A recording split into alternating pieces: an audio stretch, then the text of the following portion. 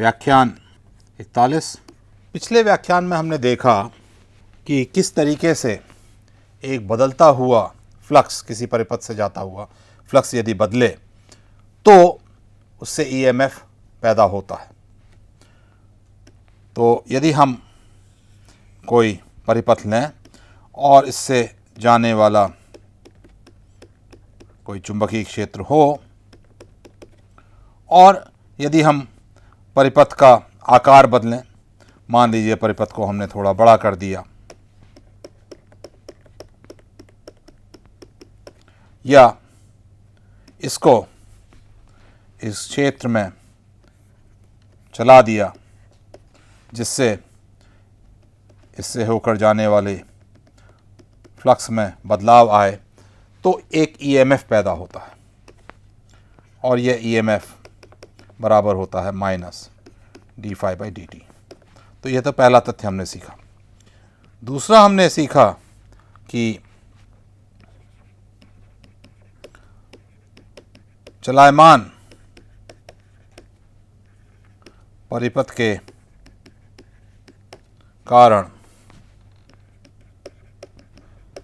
उत्पन्न ईएमएफ, जिसको हम कहते हैं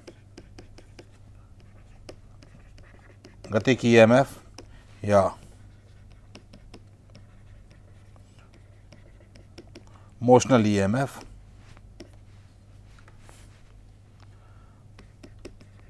तथा d∅dt का मान बराबर होता है। अतः दोनों एक ही मात्राएं हैं, केवल उन्हें समझने का दृष्टिकोण भिन्न है। तो इतना हमने सीखा पिछले व्याख्यान में। अब इस व्याख्यान में हम देखेंगे कि फाई को बदलने का एक तरीका और होता है, और वह यदि मैं बी को ही बदल दूं। अब हम दिखाएंगे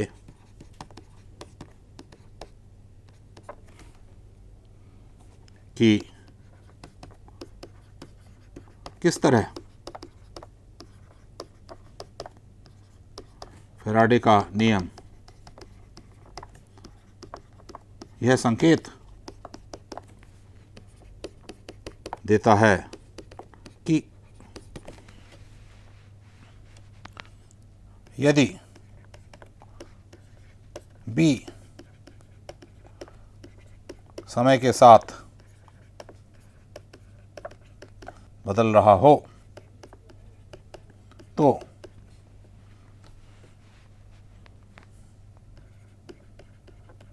इससे एक विद्युत क्षेत्र E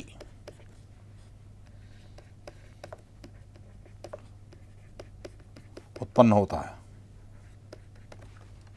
तथा इनमें इस प्रकार का संबंध है कि इस E का कर्ल बराबर माइनस dB/dt होता है। तो थोड़ा इसको समझा दूं मैं आपको कि हमने आंशिक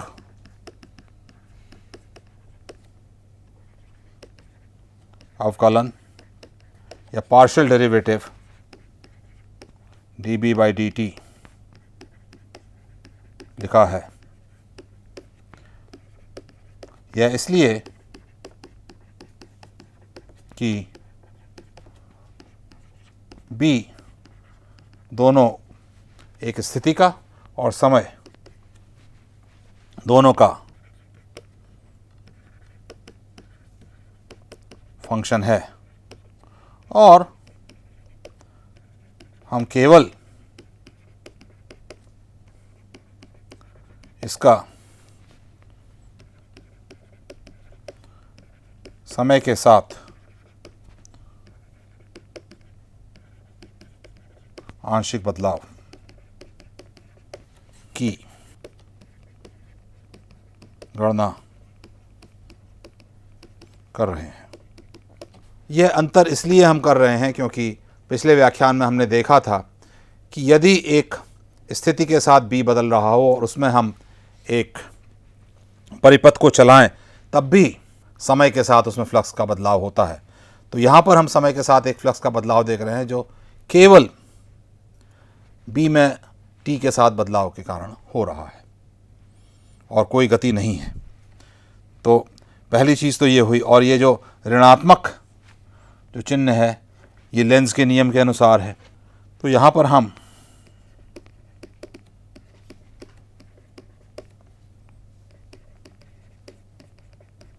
स्थिति के साथ बी में बदलाव को नहीं देख रहे हैं। यदि स्थिति के साथ देखेंगे तो उसकी वजह से जो हमने पिछले व्याख्यान में करा वह होगा। तो अब किसी स्थान पर बदलाव यदि बी में होता है तो उसके कारण एक विद्युत क्षेत्र पैदा हो रहा है, वह इससे मालूम होता है। तो ऊपरी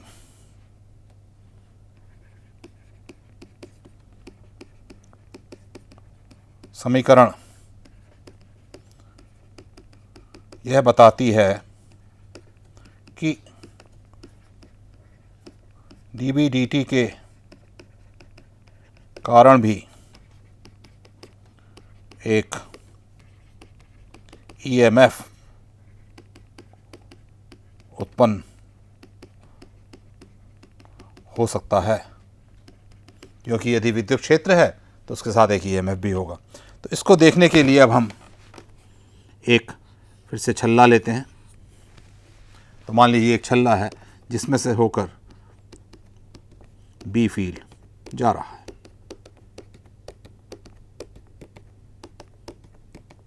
इसके चारों ओर मान लेते हैं कोई बी फील्ड है और स्थिति तो बदल नहीं रही है। तो बी आर टी अब समय के साथ बदलना शुरू होता है। तो यदि टी के साथ बदले तो छल्ले से होकर जाने वाला फ्लक्स भी बदलेगा। तो ये किस प्रकार से बदलेगा?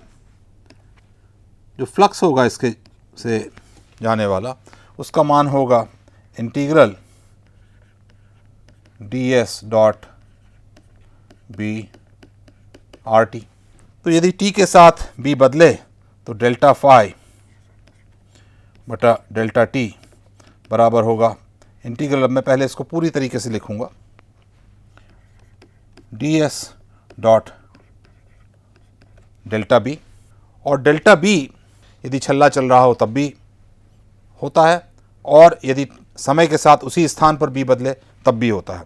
तो दोनों को अगर हम लेते हुए लिखें और थोड़ा सा ध्यान करें पिछले व्याख्यान का, तो डेल्टा बी का मान आएगा v डॉट डेल बी पर लगते हुए plus integral ds dB dt delta T. ये दो डेल्टा टी यहाँ पर एक दूसरे से कट जाते हैं, तो ये इसका मान होगा। तो अब हम कुछ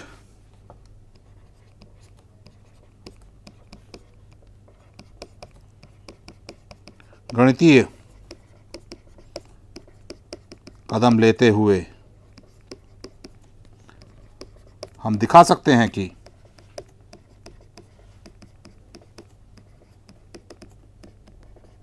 इंटीग्रल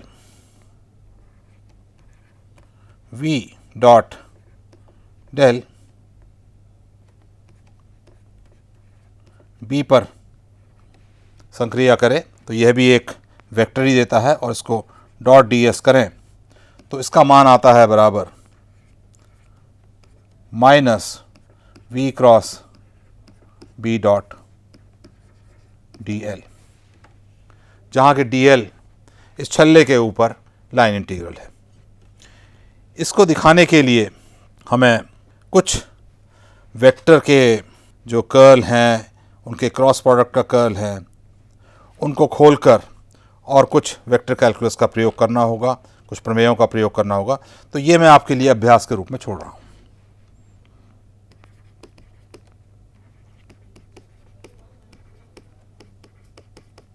यदि आप इसमें रुचि रखते हो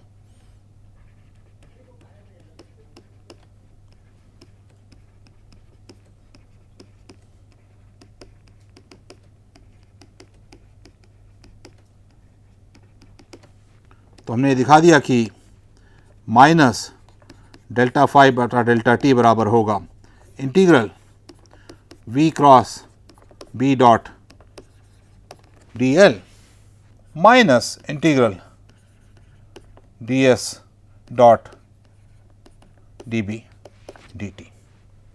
और आप पहचान ही गए होंगे कि यह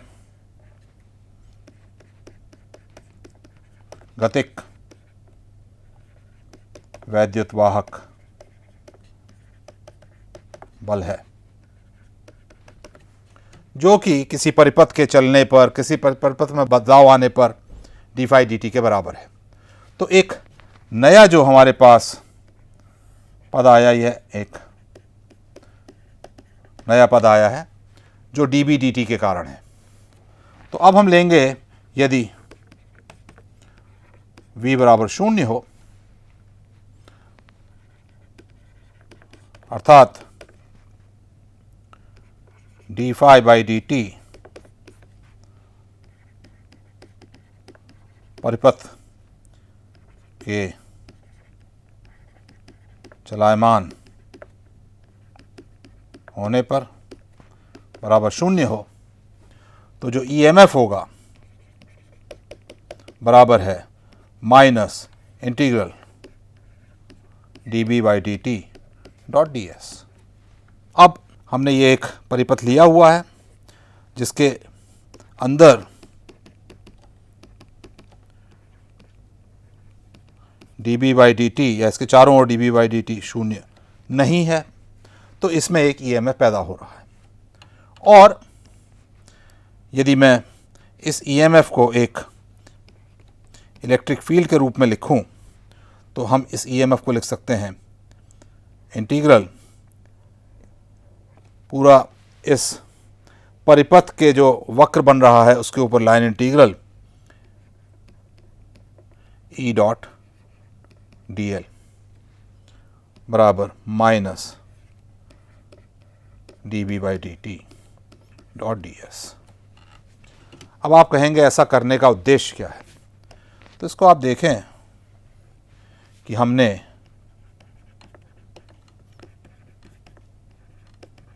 पिछले व्याख्यान में जो उत्प्रेरित ईएमएफ था को Q पर लगने वाले बल से जोड़ा था। ठीक उसी प्रकार अब हम B के बदलाव के कारण जो ईएमएफ पैदा हो रहा है उसको एक विद्युत क्षेत्र से जोड़ते हैं। तो ठीक उसी प्रकार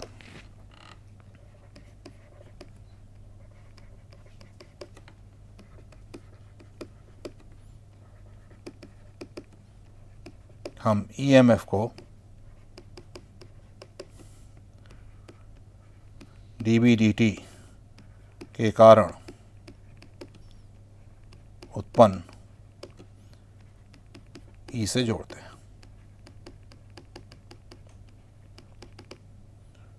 ये कह तो मैंने दिया, इसको मैं थोड़ी इसकी व्याख्या देना चाहूँगा। तो हमने क्या देखा कि यदि हमारे पास कोई परिपथ है और इसके चारों ओर जो चुंबकीय क्षेत्र है वह समय के साथ बदल रहा हो, तो इसमें जो ईएमएफ पैदा होता है, जिसको मैं फिर से उत्प्रेरित या इंड्यूस्ड ईएमएफ कहूँगा,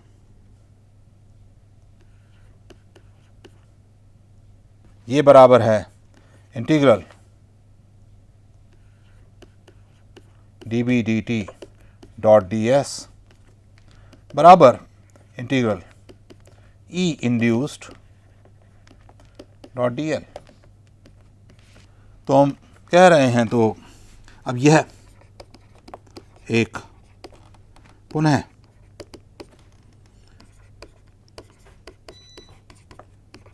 वैचारिक छलांग है कि हम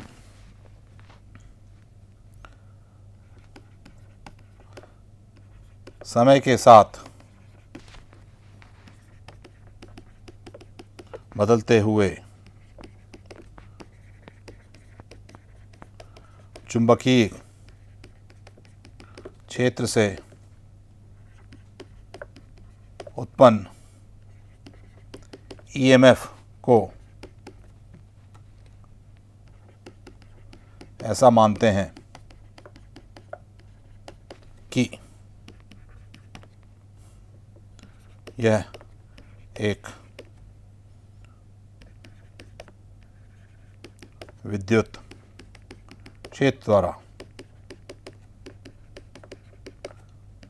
दिया जाता है।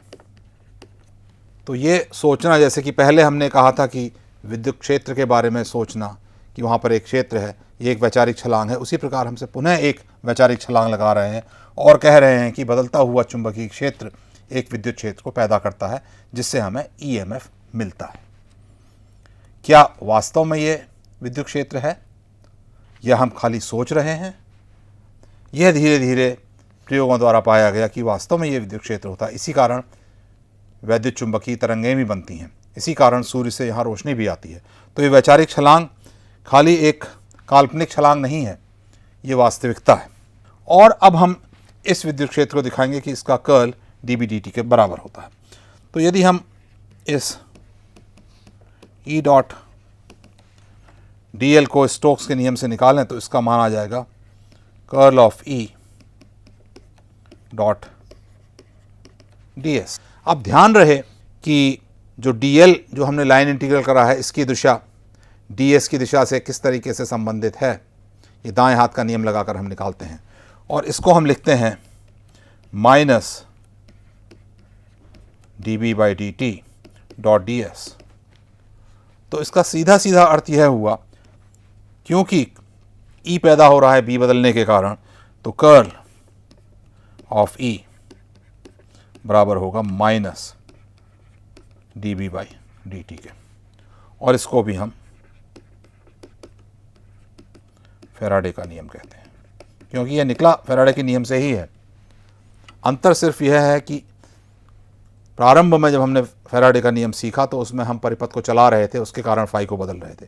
अब हम बी को ही बदलते हुए फाई को बदल रहे हैं और उसका तात्पर्य निकाल रहे हैं कि बदलता हुआ बी एक इलेक्ट्रिक फील्ड को, एक विद्युत क्षेत्र को जन्म देता है, और यह भी एक फैराडे का नियम है।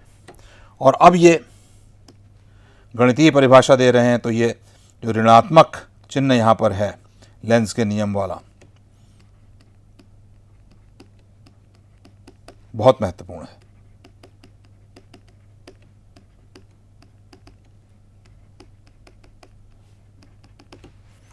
तो हमने क्या निकाला कि कर्ल ऑफ E बराबर माइनस dB/dt है, और सब जो दिशाएं हैं उनको हमने दाएं हाथ के नियम से जोड़ा है, क्योंकि जैसा कि मैंने पहले कहा, दिशाओं के बारे में हम एक परिपाटी लेकर चलेंगे, उसके साथ जुड़े रहेंगे। अब इसका अर्थ हम देखते हैं। तो हमने क्या करा कि एक छल्ला लिया था, इसमें बी फील्ड लगाया था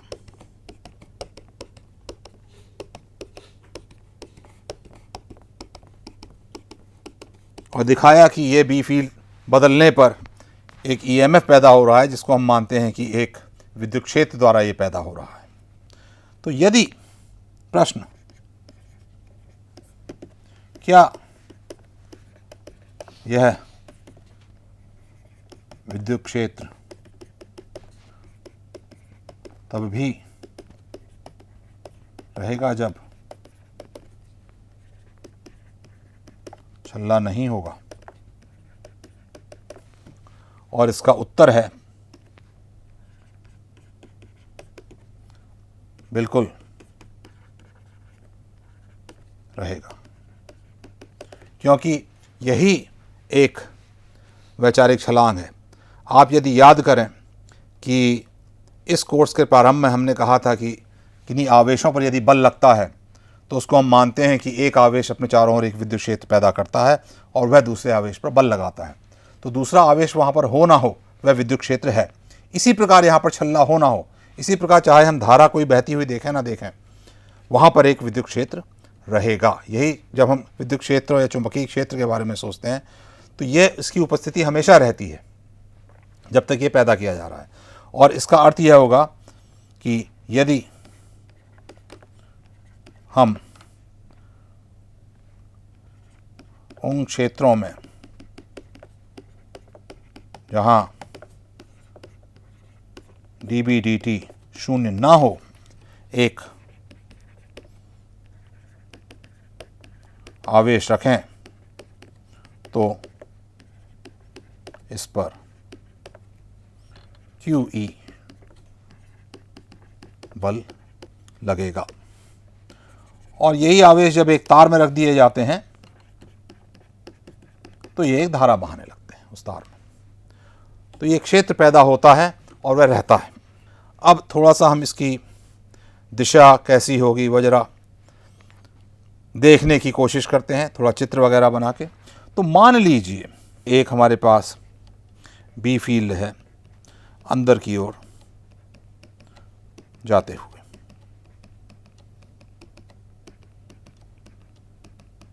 और धीरे धीरे इसका मान बढ़ रहा है, तो इससे हमें जो माइनस dB dt मिलेगा वह ऊपर की ओर इस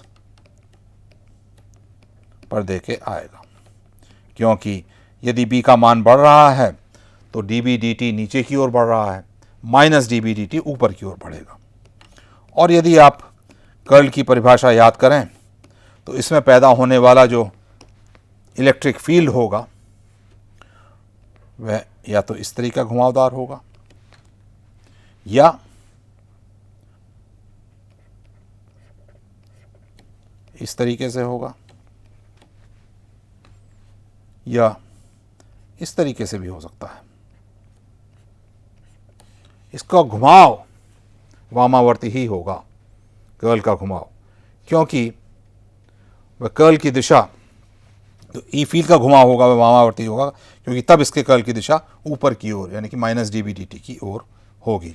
इसी प्रकार आप देख सकते हैं कि यदि यही b जो नीचे की ओर जा रहा है इसका मान मान लीजिए कम हो रहा हो, ये b है, तो यदि इसका मान कम हो रहा है तो माइनस dB dt अंदर की ओर ही होगा, कि इसका मान कम होने पर dB dt इस पर्दे के बाहर की ओर आएगा और माइनस dB dt अंदर की ओर जाएगा, और उस दशा में जो इलेक्ट्रिक फील्ड होगा वह इस तरह से घुमावदार दिखेगा, क्योंकि तब उसका कर्ल की दिशा अंदर की ओर होगी। इसको हम इस प्रकार से भी बना सकते हैं, तो ये ई है। कैसे हम इसका मान निकालेंगे वो बाद में देखेंगे, कि इससे एक आपको एक अनुभूति मिल जाएगी कि किस तरीके से ई की दिशा dB dt के साथ संबंधित है। अब मैं यहाँ पर एक टिप्पणी करना चाहूँगा।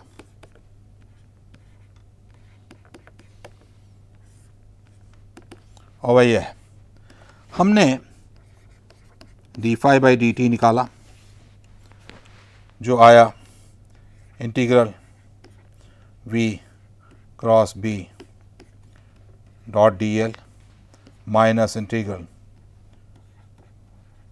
D B D T dot D S.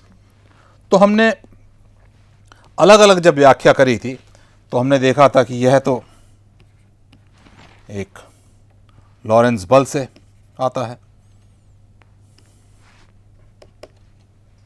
और दूसरे की हमने व्याख्या करी कि डी बी डी टी शून्य यदि नहीं है तो इसका अर्थ यह होता है कि एक विद्युत क्षेत्र पैदा हो गया।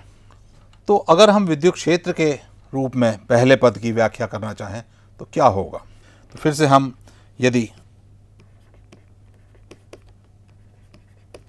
हम एक विद्युत क्षेत्र के रूप में पहले पद की व्याख्या करना चाहें तो वह क्या होगी? तो आप देख सकते हैं किस तरीके से जब हम एक फिजिकल मीनिंग निकालना चाहते हैं तो कैसे हम सोचते हैं।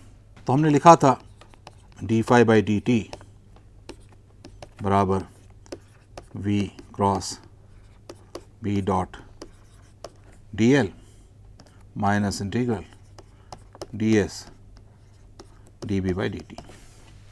और ये पद आया था परिपथ के चलायमान होने पर। तो इसका हम अर्थ अब निकालेंगे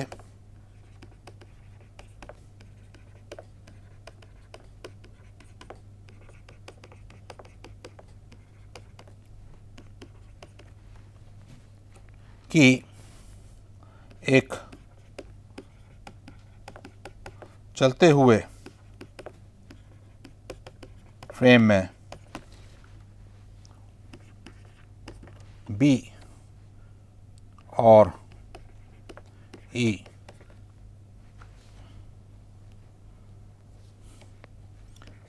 में रूपांतरण, इसको हम अंग्रेजी में बोलते हैं ट्रांसफॉर्मेशन,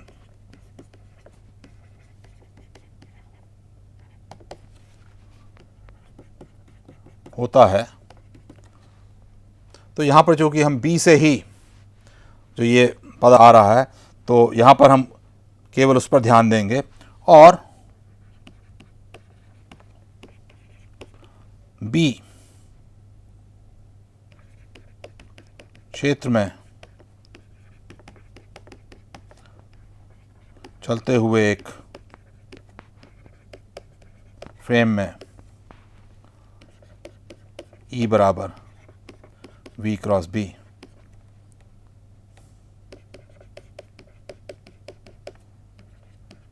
मिलता है। ये ठीक उसी प्रकार है जैसे यदि हम दो घटक लें और उसी को दूसरे उसके सापेक्ष घूमे हुए फ्रेम में देखें तो दोनों घटक एक दूसरे में मिल जाते हैं। उसी प्रकार यदि हम B में चल रहे हैं तो B से एक E पैदा होगा। तो इसको हम इस प्रकार लिख सकते हैं, मान लीजिए एक कोई फ्रेम है, इसमें E बराबर 0 है और कुछ B है और इसे अब हम एक इसके सापेक्ष V गति से चलते हुए फ्रेम से देखें तो कुछ B प्राइम दिखेगा और E बराबर V क्रॉस B क्षेत्र दिखेंगे। उन्नत कोर्सों में आप देखेंगे कि इनका सही तरीके से कैसे रूपांतरण होता है और उसमें square root of 1 minus V square by C square वो भी एक फैक्टर उसमें आ जाएगा। लेकिन फ़िलहाल हम आपको दिखा रहे हैं कि कैसे इनकी जो है व्याख्या करी जाए। तो ये एक टिप्पणी मैं आपको यहाँ पर करना चाहता था जिससे आप पूरी तरह से देखें कि किस तरीके से दोनों पदों की हमने व्याख्या करी है। तो फिर से हम इस फैराडे के नियम पर आते हैं जिसके अनुसार यदि किसी स्थान पर कोई चुंबकीय क्षेत्र बदल रहा हो तो उसके कारण वहाँ और उसके आसपास एक विद्युत क्षेत्र पैदा होता है और इसका कर्ल शून्य नहीं होता है। तो यदि हम E के लिए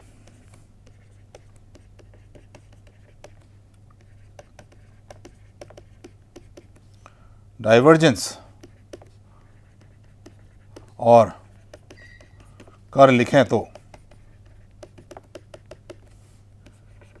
डाइवर्जेंस तो E का गॉस के नियम से ही दिया जाता है और कर्ल माइनस dB/dt के द्वारा दिया जाता है। ध्यान रहे कि जब आरंभ में हमने जो व्याख्यान दिए थे वहाँ पर कोई समय के साथ बदलाव नहीं हो रहा था। तो यदि सब कुछ समय के साथ स्थिर हो तो डाइवर्जेंस ऑफ E बराबर रो आर बटे एप्सिलॉन 0 तथा कर्ल ऑफ E उस दशा में शून्य होता है और इस स्थिति में E बराबर माइनस ग्रेडियंट ऑफ V लिख सकते हैं।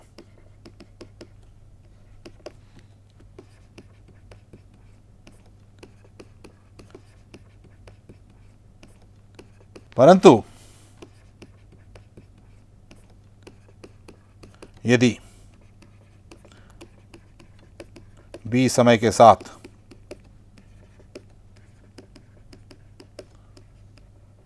बदल रहा हो तो कर्ल ऑफ E शून्य नहीं है और हम E बराबर माइनस ग्रेडियंट ऑफ V नहीं लिख सकते।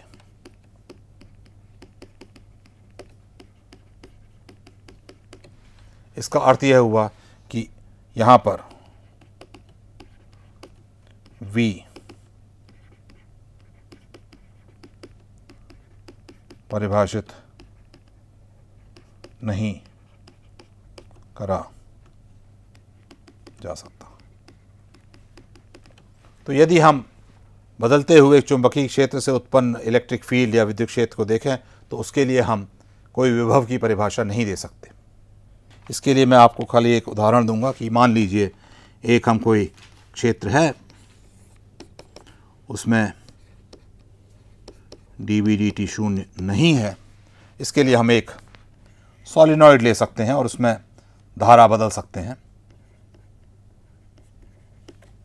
और इसके चारों ओर यदि हम एक तार रख दें तो इसमें तो धारा बहेगी और इसमें कोई दो बिंदु लें,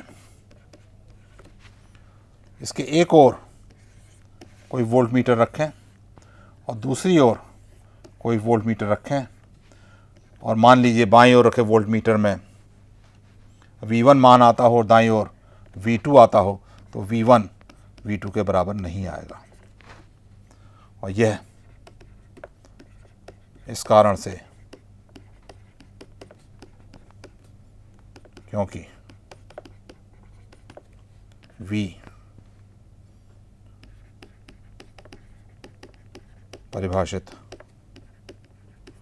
नहीं करा जा सकता।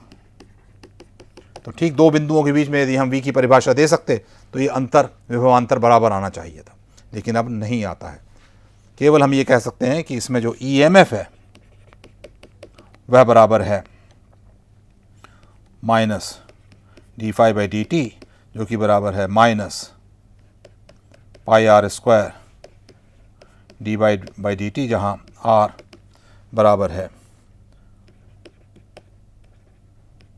सॉलिनॉइड की त्रिज्या। और जब हम कुछ उदाहरण इसके हल करेंगे तो देखेंगे कि इस प्रकार बदलते हुए जो चुंबकीय क्षेत्र से पैदा हुआ इलेक्ट्रिक फील्ड होता है उसकी लाइनें समाप्त नहीं होती और इस कारण आप उसके चारों ओर यदि जाते रहें तो विभवांतर बढ़ते रहता है। इसी कारण हम विभवांतर की परिभाषा नहीं दे सकते। इसी के साथ अब मैं जो आपको परिचय कराना था और उसकी गणितीय परिभाषा देनी थी फैराडे के नियम की और उससे उत्पन्न होने वाले विद्युत क्षेत्र की, उस पर दिए गए व्याख्यान को समाप्त करता हूँ। Thank you.